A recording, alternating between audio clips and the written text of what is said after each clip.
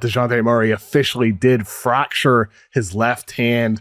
The Pelicans, they started their season, no Zion Williamson, so we're not even going to get to see Zion and their new acquisition, Dejounte Murray, play together for who knows how long. This sometimes can be a month-plus long recovery. Tom, I think with Dejounte Murray, his reputation has been a little bit up and down in the eyes of NBA fans, but there's no denying that this is a big injury for New Orleans. He led the team in touches on Wednesday night. He had 80 touches. He led the team in possession time. He touched the ball for 7 minutes. But I don't think this means that it's entirely over for the Pelicans in this early part of the season, because we're just going to see point Zion Williamson right now. Point center Zion Williamson. Mm-hmm. Like I'm fully embracing the point center Zion Williamson era, because the last game where they get the injury from Dejounte Murray, they're starting Daniel Tice. This all screams like, hey, you know how you fill the point guard position and the center position? You throw out Zion Williamson. Right, Kevin? Like, it feels like we're stepping into not just point Zion Williamson era. We need to have both of them because they have a need at both positions.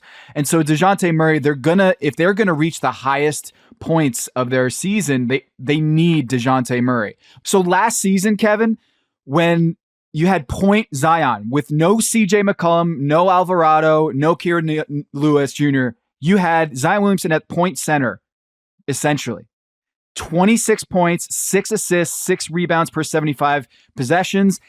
And the Pelicans were outscoring opponents by 3 points every 100 possessions. So we already have the script here for the New Orleans Pelicans going forward without Dejounte Murray is a lot more possessions with Zion Williamson leading the cause.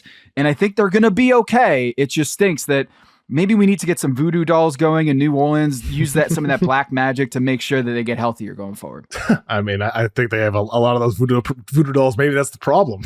Maybe there's too many of those at this point already with the Pelicans. They can't get anybody healthy. And with Zion, look, they're just skating on even thinner ice now. That's the concern. You lose Dejounte Murray. Yes, you're going to have more points. Zion, everything you said is 100% true about the stats and the way he's produced. I remember even during the Stan Van Gundy era, when Stan Van Gundy first put him at point guard, and like suddenly he's averaging 30 points and 7 assists, and he's looking like an MVP level candidate, but it fizzles out all the time with Zion because of durability.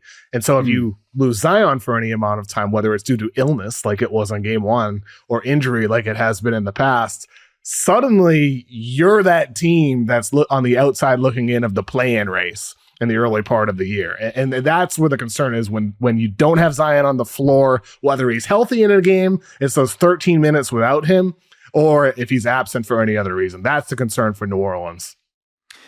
Yeah, but the upside here too, Kevin, is Brandon Ingram has a chance to really show out here. Not just to prove that he's worth big money, but without Dejounte Murray, he's going to have the ball in his hands a lot more, and he can create as kind of this, big shooter, scorer, creator that can have, a lot of opportunities with the ball in his hands and creating.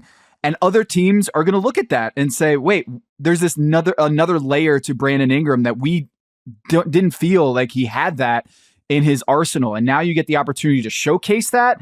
And so in a weird way, I remember Eric Spoelstra, when Chris Bosh got hurt, he always said like these injuries could be an opportunity. Take this adversity and turn it into an opportunity. And with Dejounte Murray out, this is an opportunity for the Pelicans to really see what they have in Brandon Ingram and maybe get a little bit more creative with Zion. That's a really smart point. I think with New Orleans, that is the silver lining here. You get Ingram into a role where he can be asked to do more, especially if they have to stagger. And in those minutes, Zion's not on the floor. You have Ingram, McCollum kind of sharing those shot creation responsibilities. So there is a silver lining there. Maybe you raise Ingram's value and you're able to flip him. But at the same time, the does seem like Willie Green, their head coach, had said he wants him shooting 6 or 7 threes per game. He had 5 in the season opener. He also took 23 shots. It's actually a lower 3-point rate that he had last season.